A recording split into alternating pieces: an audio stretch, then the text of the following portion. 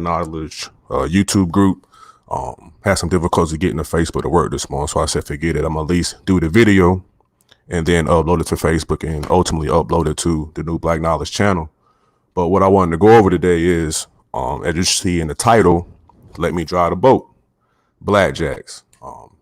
Just to enter another aspect of the African experience in America, I want to bring forth some information on black pilots. There was a book written a while back, the author name escaped me, called Blackjacks. And on the cover, he actually has a picture of Paul Cuffey. And we all know we've been over to Paul Cuffey before, progenitor to American Colonization Society, his own boat. I believe it's called a Traveler. He took black folks to Sierra Leone. He wrote a document about what he saw in Sierra Leone, breaking down the population, the whole nine. We've been through that already. What I want today is speak about, a couple more sailors and kind of give you some insight into how, because we use this thing called sailing to sort of improve our condition and the way we could communicate with family up and down the coast or intercoast or Barbados, Jamaica, Cuba, regardless of what it was, we kind of use that avenue to pass information, communicate with family, escape some of the harshness of the plantation. Because yes, those black sailors had autonomy once they left the shores, so much so that they were commanders of the boats that they piloted, particularly because they had an insight into the waterways, as they may have family who may live in that part, so they lived in that part themselves. But you will see during this view here that the word of the sailor was taken as law, and in all actuality, those Africans, used that position on that boat to make fun of and sort of pick on the wealthy white travelers who were on it. And I'm gonna bring to you today, first off, is someone that you probably already know. You probably see him every Black History Month, and that is the man, Robin Small. So I'm gonna share my screen.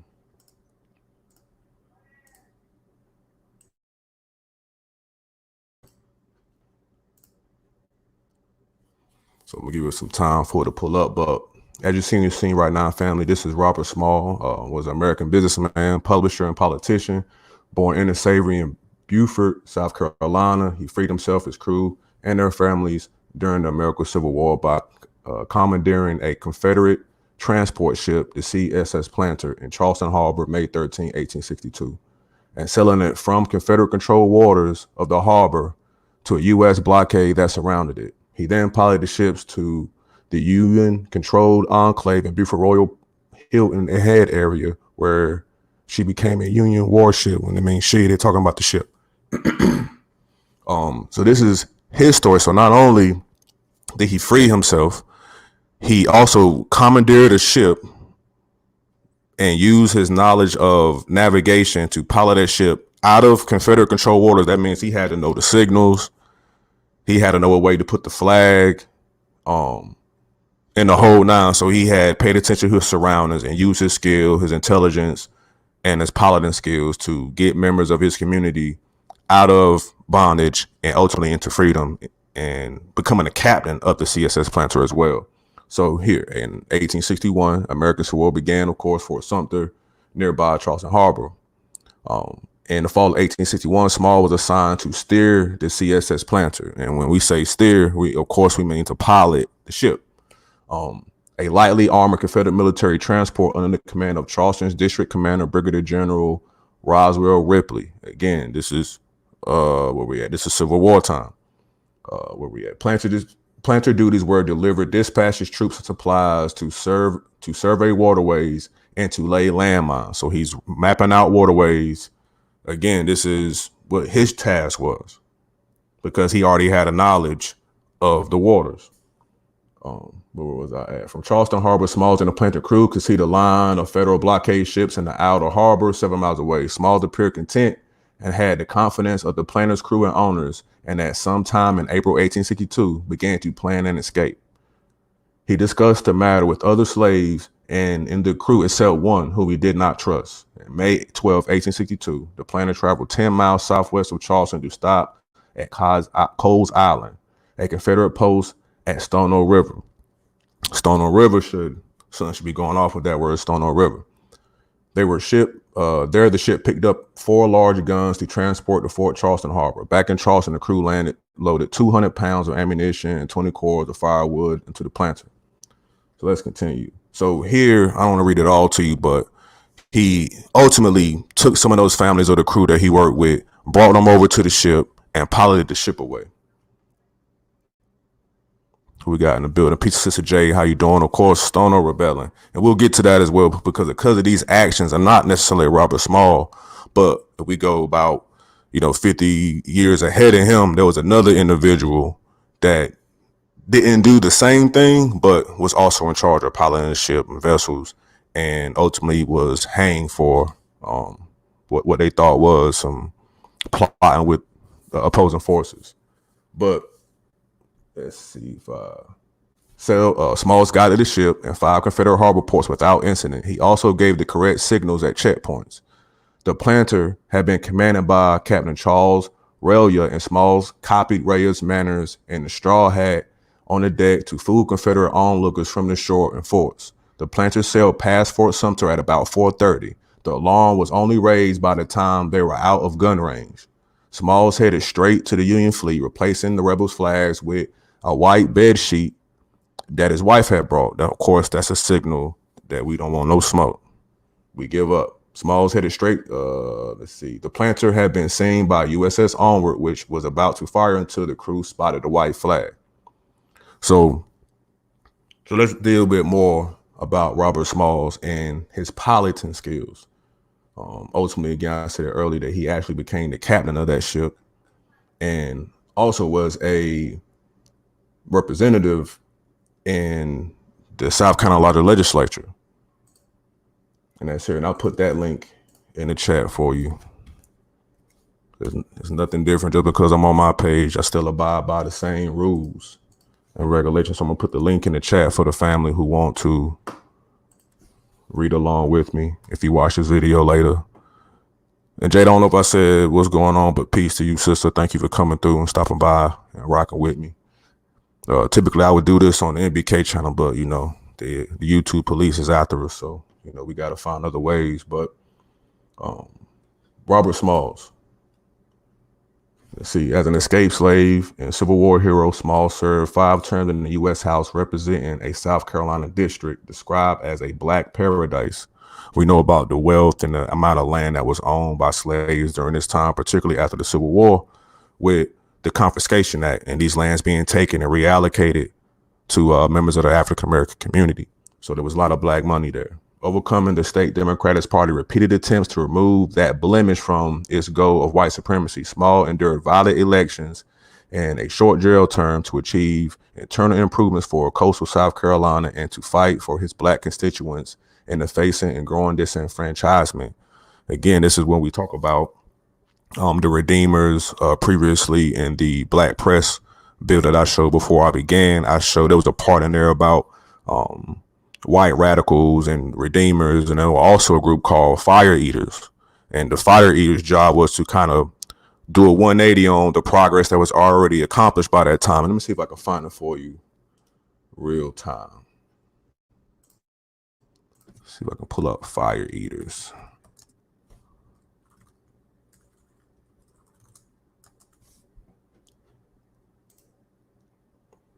Boom.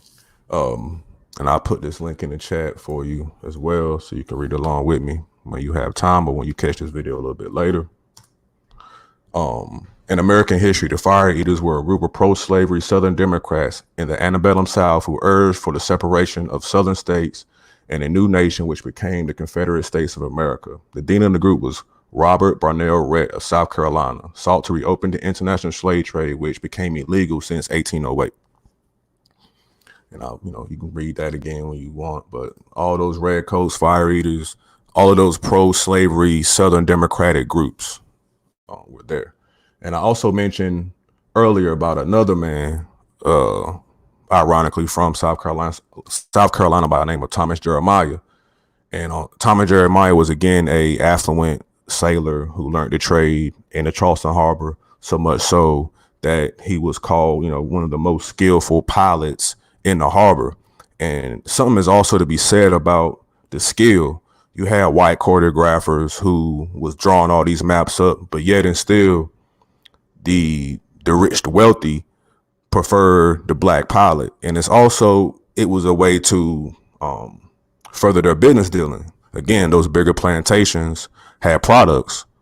So what's better than sending one of your slaves to work that harbor so you can bring those wealthy merchants from wherever they are at in the world to where you at so you can show them to your product. So it was a win-win most definitely for the white merchant, and so much so that he was giving a percentage of the black sailors pay for that day or week or month, ever how some of these black sailors will go for months, let alone weeks, without having to come back and check in. So they had a sense of autonomy with it.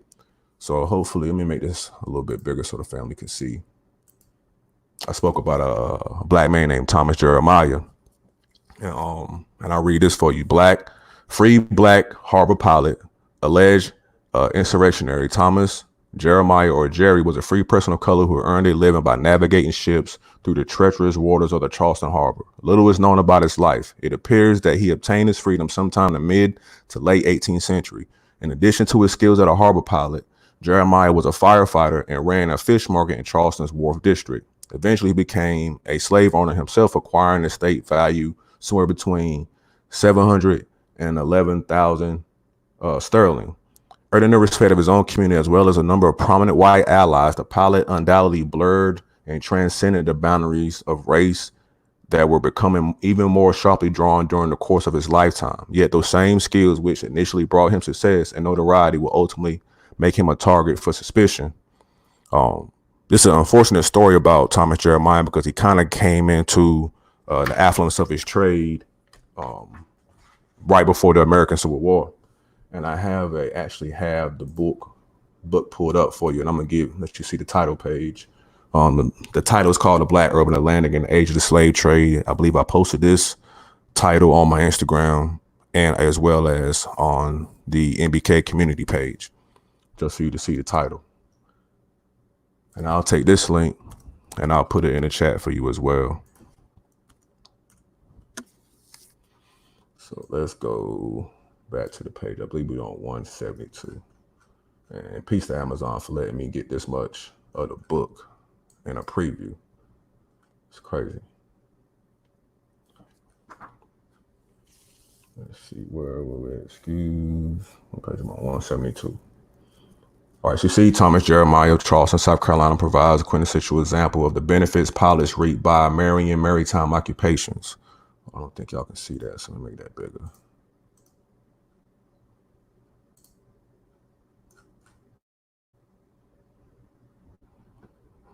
Expand my screen. I want to make sure everybody can see that.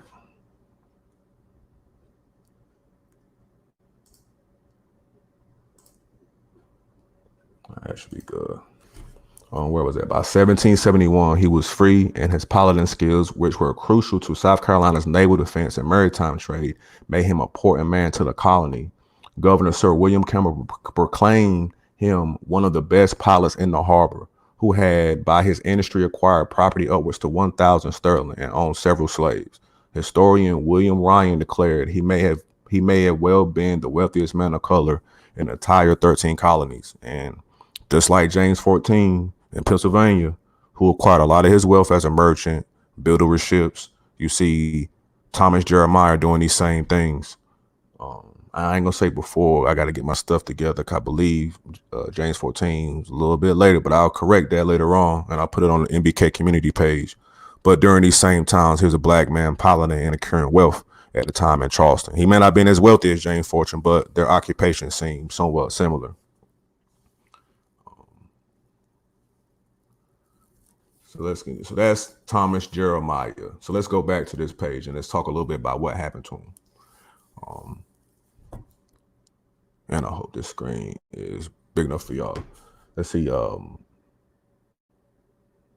June 1775, he became the foremost suspect in an alleged plot by the British to use the majority of the Carolina populace, enslaved blacks, against the Patriot rebels. As a man who had long worked with battleships and fire, Jeremiah appeared to be the most plausible, potentially dangerous link between the Black Carolinians and the British. Embroiled in a cause celebre between the last royal governor of South Carolina, Lord William Campbell, and the Patriot leader Henry Lawrence, Thomas Jeremiah was adjudged guilty by Patriot authorities and sentenced to die under the Negro Act of 1740. Now, when they say to the defense of the ports, again, these are smaller ports where you got larger battleships trying to enter. And what is normally, what's the normal protocol is you have someone from that harbor. In this case, you have an African American who assists in guiding that ship into port. That's why Black pilots were so important, because they had the knowledge of the waterways. And again, forget the compass, forget all the other stuff. They would rather use their eyes and just the feeling of the water to navigate themselves into safety. And earlier, that book I showed you, The Black Atlantic, I believe chapter 8, the whole chapter is dedicated to highlighting different aspects of the pilot experience. And for Thomas Jeremiah's situation, of course, they made up and again, so you have to think there's also white pilots who don't want to see a man like Thomas Jeremiah be successful. He's taking up all the money. He's getting all the business because those white merchants would prefer to have him pilot their boats. And to go along with that, they don't have to deal with the opprobrium directed at them as they watch this black man pilot their boats. Again, they would have to get grog. They would have to get food. They would have to treat black pilots with respect, pretty much. Let's see if I can go back. I'm going to go back to this book for you to kind of give you an understanding of what I'm talking about. Let's go to page 168. Let's hope. Let's see. Other enslaved pilots behave. Let me go up. Maybe I missed it. Let's say enslaved pilots used these skills to ensure vessel safety. On April 23rd, 1778, an enslaved pilot navigated a 50-gun British warship experiment through Hell's Gate, located near Harlem, New York. All my people up north, y'all know what Harlem Gate is. The greatest astonishment of the Lord Ho, Britain's commander-in-chief of North America. The ship was seized onto Long Island Sound by 3 French ships and negotiated Hell's Gate to avoid capture. At the moment of greatest danger, Sir James Wallace, the captain, gave some orders that contradicted the pilot's desires. Tapping Wallace on the shoulder, the slave said, "You know, speak here." The captain felt full force of the brave fellow's remonstrance and complied. And that's just to give you an example of and again, in this book, you know, other slaves behaved similarly. They kind of had to fall into the command. Really, the slave pilot was the captain at that time, not whoever white merchant or whoever the ship owners was. Because again, what happens when you didn't go by the intentions of that pilot was you were shipwrecked. Point blank, period. So let's go back out. And it brought up that he was sentenced to die under the Negro Act of 1740. So this is a good segue to go into the Negro Act of 1740. And I'll put this in the chat for you.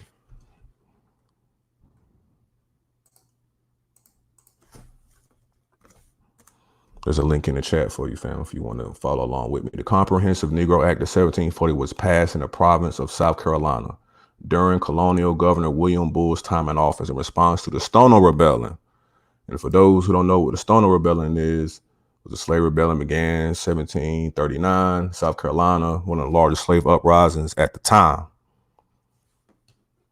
For those who didn't know, it made it illegal for enslaved Africans to move aboard, assemble in groups, raise food, earn money, and learn to write. Additionally, owners were permitted to kill rebellious slaves if necessary. The law remained into effect until 1865, of course, with the passage of 13th Amendment. Boom. So just to give some insight into, and I have a copy of it, and I'll throw this in the chat as well for those who want to. I'm bombarding the chat right now for those who want to see. And these laws weren't just exclusive to South Carolina. Even with North Carolina, we see laws being put on the books to impede the black slave pilots and their domination of that the commerce when it comes down to bringing these ships or products into harbor. And so much so,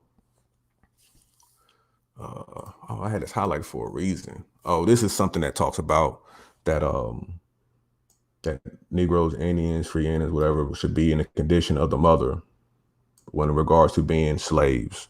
And that goes to that Latin term, partus secor. And I think the brother, true story, and peace to him, built on that a while ago. But I thought it's interesting. So here we have legislative papers of 1800. These are colonial laws in North Carolina. And just so you can see the title page and make sure there's no sleight of hand. The laws of the state of North Carolina for 1800. So we're going to go down to page 13. Oh, you're not going to let me.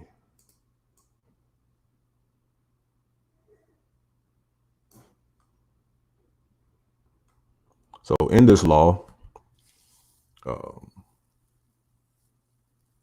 act here, chapter 35. Let me make sure all the family can see. Jade, if you're still in the chat, if it's too small for you, let me know and I'll make the screen a little bit bigger.